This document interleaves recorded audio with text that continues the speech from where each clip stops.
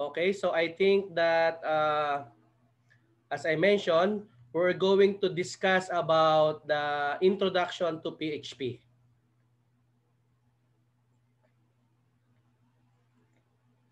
Okay, so maybe you are asking what is PHP. Okay, so PHP is a recursive acronym for Personal Homepage or Hypertext Preprocessor. So PHP is one of the most popular server-side scripting languages used for web development. It is originally known as Personal Homepage. It created 1991 by Rasmus Lerdorf, but it was changed to Hypertext Preprocessor. Now it has version 4.0.5 with numerous improvements and refinements over the original release. Again, PHP is free to use provided that the computer has a web server that support PHP files, contain HTML tags and scripts with extension name of .php and can be run in any browser. When we say, of course, browser, we have Mozilla Firefox, we have Google Chrome, we have at present Microsoft Edge, we have Opera, and so on. PHP files can also run in different platforms like Windows, Linux, Unix, and others, and supports many different types of databases. But for our PHP, we are going to use MySQL since we are going to use XAMPP. Okay? Again, PHP is a server-side scripting language that is embedded in HTML. It is used to manage dynamic content, databases, session tracking, even build entire e-commerce sites. It is integrated with a number of popular databases, including MySQL, PostgreSQL, Oracle, Sybase, Informex, and Microsoft SQL Server. So what are the common uses of PHP? It performs system functions. So from files on a system, it can create, open, read, write, and close them. It can handle forms. It can gather data from files, save data to a file, through email send data, and return data to the users. It can add, delete, modify elements within your database through PHP. It can access cookies, variables, and set cookies. It can restrict users to access some pages of your website, and it can encrypt data. So as I mentioned, PHP is embedded in HTML. So you could have a file that contains almost no HTML, but usually it's a mixture. That means that in among your normal HTML, you'll have PHP statements.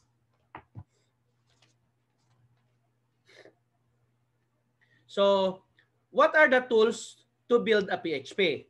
So we need to have a programming editor. So that is needed increasing the codes in PHP. Example, Notepad, Notepad++, or Dreamweaver. But in our PHP, we're going to use Notepad or Notepad++. Integrated Development Editor features programming editor, debugging, previewing, testing, file transfer protocol, project management. Example is Dreamweaver, Zend, or FrontPage. And of course, the browser. This is used to run any PHP files. Example are Google Chrome, as I mentioned, Internet Explorer, Microsoft Edge, Mozilla Firefox, and Opera. Now, how to start a PHP program? So, you need to install an Apache in your computer. Make sure to disable IIS if you are using Apache to avoid conflict with Apache. Install PHP and MySQL. Okay? Aside from the steps mentioned, you can simply download WAMP or SAMP. Okay? So, in our case, we are going to use a SAMP. Okay? So, I will demonstrate on how we'll be able to use. Okay, so this time I just want to close this one first.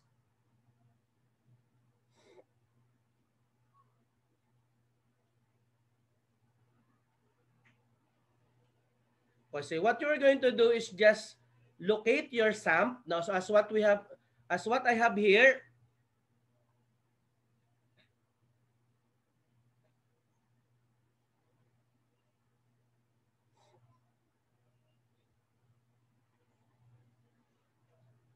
okay, so on my local disk C, so if we're going to install SAMP, be sure that it is installed in your local disk C.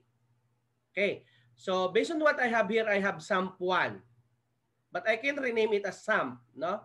Okay, for example, SAMP1. So you just double click the SAMP.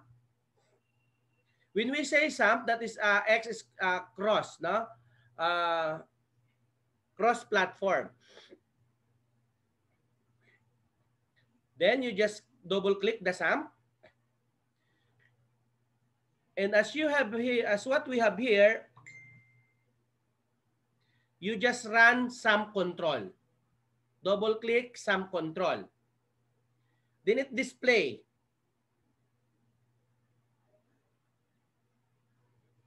So as what we have here, you have Apache, MySQL, FileZilla, Mercury, and Tomcat. So what we're going to use is Apache. Click Start. Then MySQL, if we have database, again, click this one.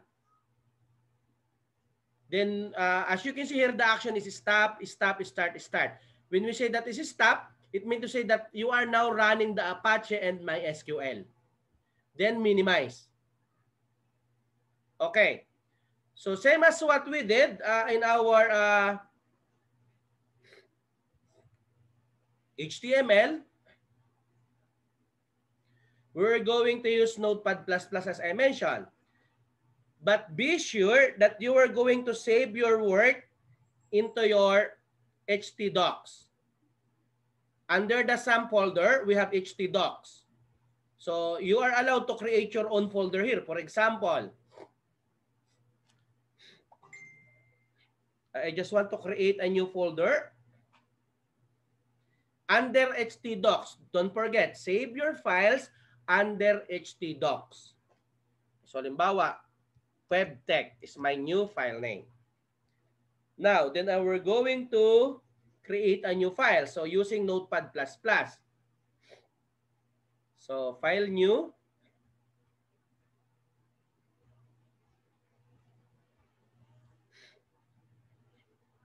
Okay. So same as what we did in our HTML. So HTML. Then for example, body. Then H1.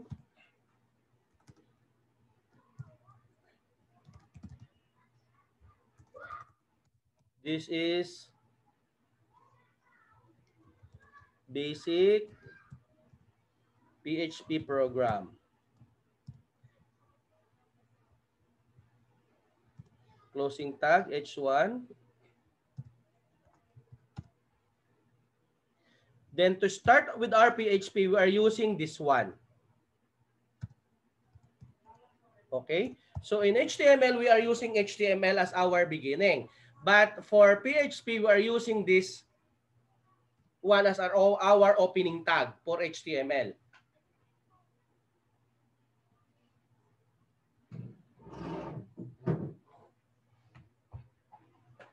Then right after that, we are now allowed to use an HTML commands or a PHP command rather.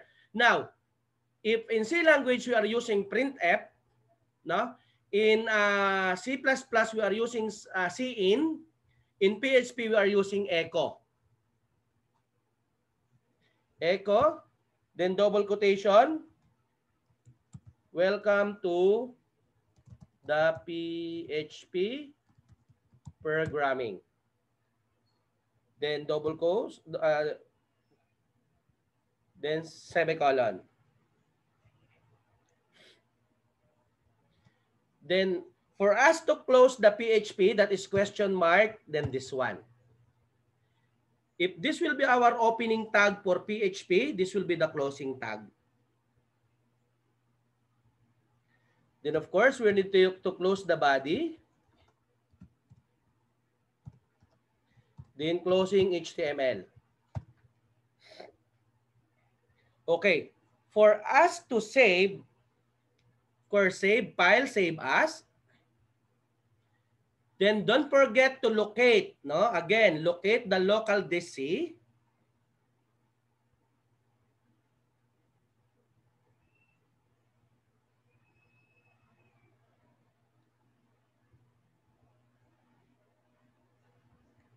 Local DC, then XAMPP, then htdocs, then the folder we created a while ago, that is WebTech. So see to that, save in your created folder. Then, for example, act1.php.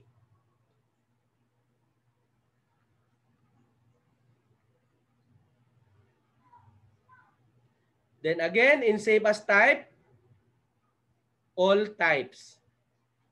Then save. Now, for us to run the program, what we're going to do is just to open any web browser. So in my, I just want to use my Mozilla Firefox.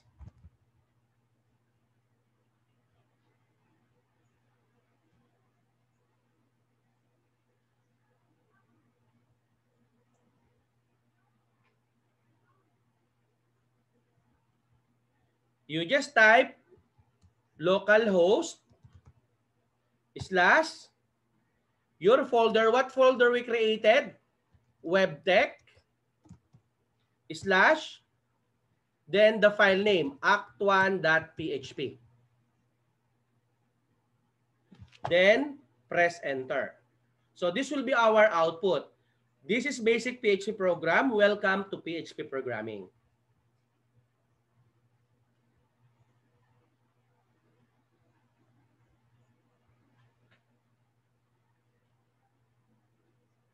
Okay, so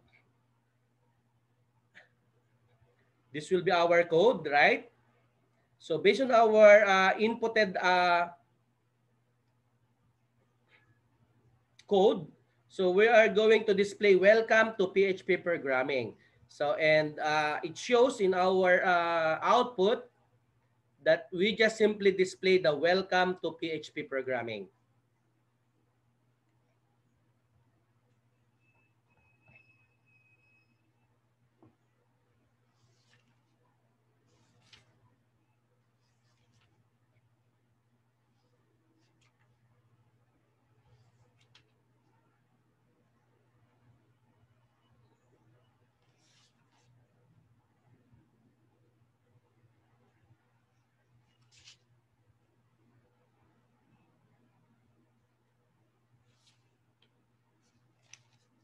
I will give you another example, okay? So wherein we could able to, so file, actually we are allowed to edit, no? So same as what we did.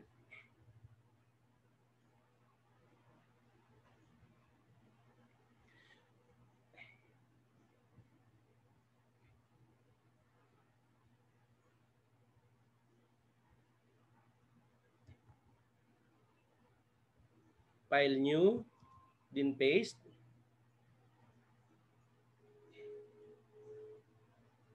Then HTML, head.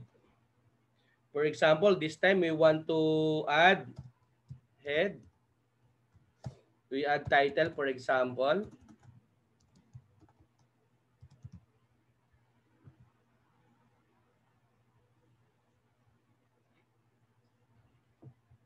The title, for example, is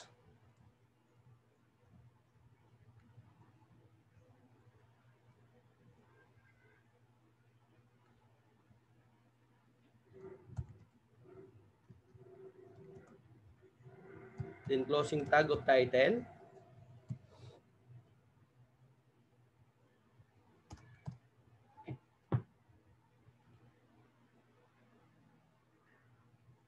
Then body.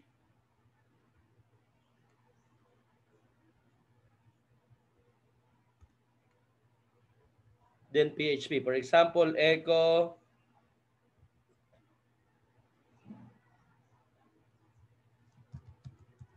hello BSCS and BSIS student.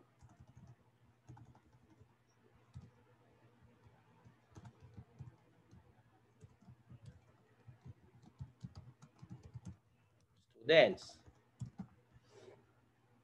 Again, echo is to display text or file within the double quotation. Echo, how are you today? Then, we are also allowed to use BR here.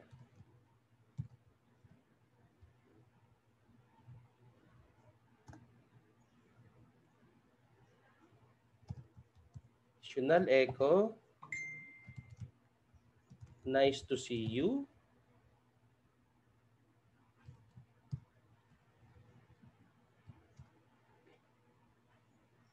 Then echo.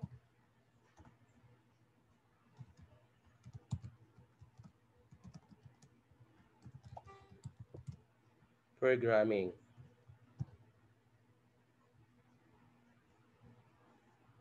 Then the end. Then say, okay, for us to save, file save as.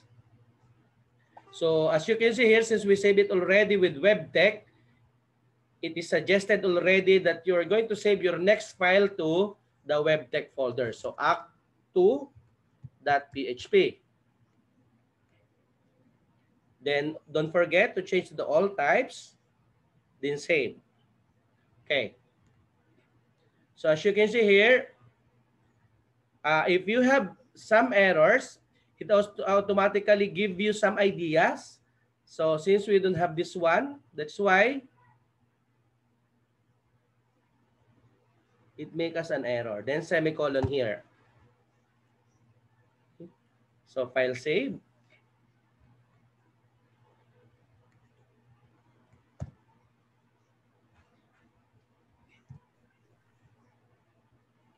Okay, that's it. So hello, BSCS, double quotation, closing, semicolon, double quotation, semicolon, double quotation, double quotations. We don't have semicolon here. Okay, semicolon, then welcome to patient semicolon. Okay, again, if you have some changes, don't forget to save it again. Then go to your web browser, replace this Act 1 to 2. So Act 2, that's when then press enter. So there's an error with, if you have some error, as you can see here, it display that expecting end of file in line 8. So what you're going to do is to visit your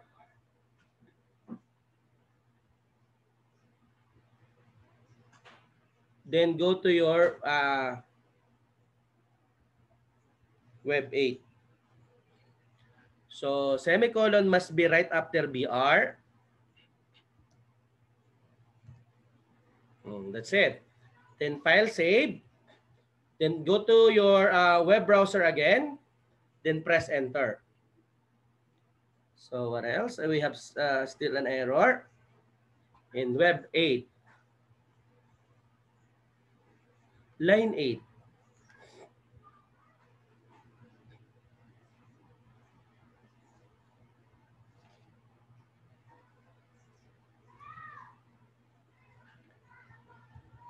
Sorry. Even the double quotation must be right after BR. Okay? So file save. Then again, go to your, and that's it. Okay? So hello BSCS, BSIS, and IT students. How are you today? So as you can see here, the how are you today is right displaying right after the first output. So what we're going to do is just to indicate also VR here. Na? Okay. Then, file save. then press enter. So as you can see here, hello. Oh, hello with W. Hello, BSCS.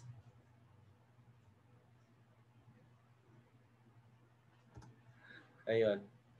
File save. Okay.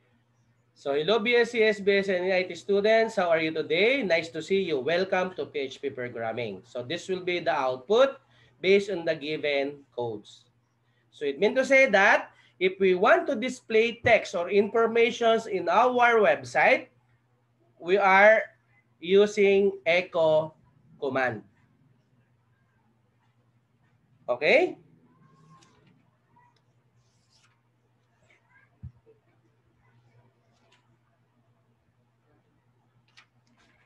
Now, how about if we want to use if we want to have a commenting your code? So commenting your code, it is a very good habit to enter comment in your code. Entering comment in code helps you to keep track of the area and later you can easily debug them. The browser ignores comment in HTML. In HTML, we enter comments with a following tags. So we are allowed to use this one.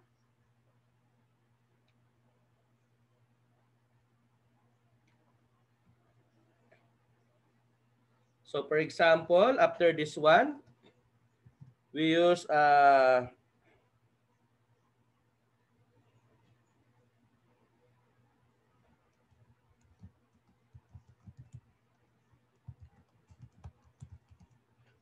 single statement.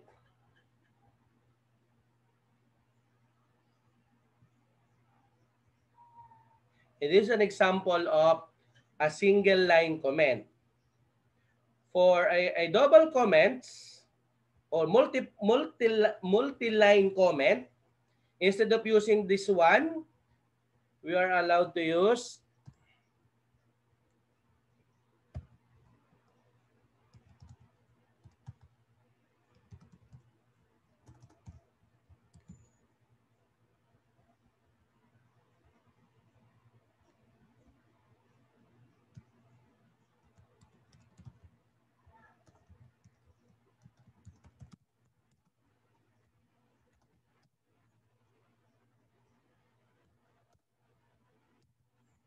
okay. So for multiple or multi-line comments, you are now allowed to use the slash asterisk, then the closing slash asterisk. Okay. For a single comment, use this one. File save. So even we want to run this code, still the same output. It means to say that the compiler ignores the comment. Okay. Again, the idea behind for using a comment is for you to or help you to keep track of the area and later you can easily debug them. Now,